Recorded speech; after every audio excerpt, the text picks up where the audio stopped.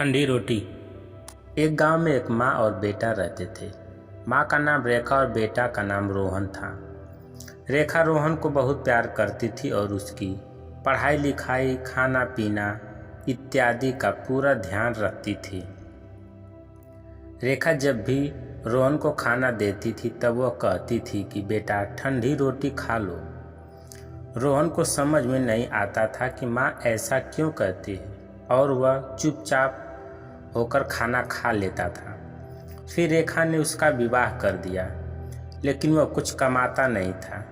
एक दिन रेखा किसी काम से बाहर जा रही थी तो जाते समय अपने बहू से कह गई कि जब रोहन आए तो उसको खाना दे देना और खाना देकर कहना कि ठंडी रोटी खा लो।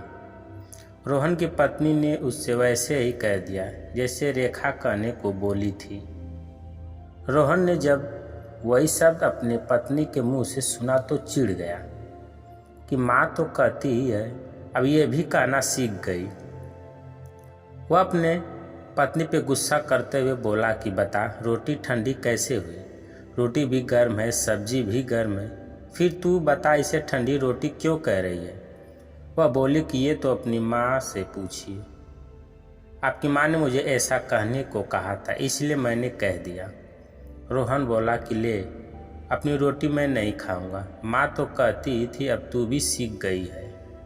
रेखा जब अपना काम खत्म करके घर आई तो अपने बहू से पूछी, बहू रोहन खाना खा लिया क्या? उसने बोला नहीं माँ जी, उन्होंने तो भोजन किया ही नहीं और उल्टा मेरे से नाराज हो गए। रेखा तुरंत अपने बेटे के पास गई और नाराज होने की कारण पूछी। तब रोहन ने जवाब दिया कि देख माँ, तू तो रोजाना कहती थी कि ठंडी रोटी खा ले और मैं तेरी वो बातें सुन लेता था और चुपचाप खा लेता था। अब ये भी कहना सीख गई है। रोटी तो गर्म होती है माँ, अब तू बताओ रोटी ठंडी कैसे है?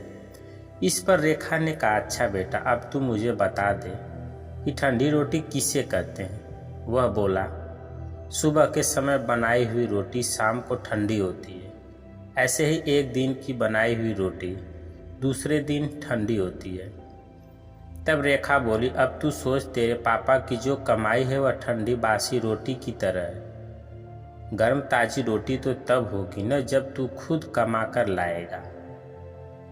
रोहन अपनी माँ की बात को समझ गया और उससे माफ़ी मांगते हुए बोला कि अब मैं खुद कमाऊंगा और गर्म गर्म रोटी खाऊंगा।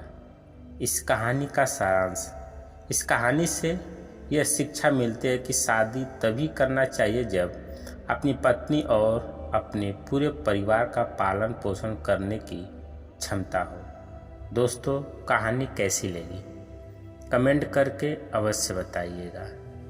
अगर आप भी चैनल पर नए हैं तो चैनल को सब्सक्राइब करें। वीडियो को पूरा देखने के लिए धन्यवाद।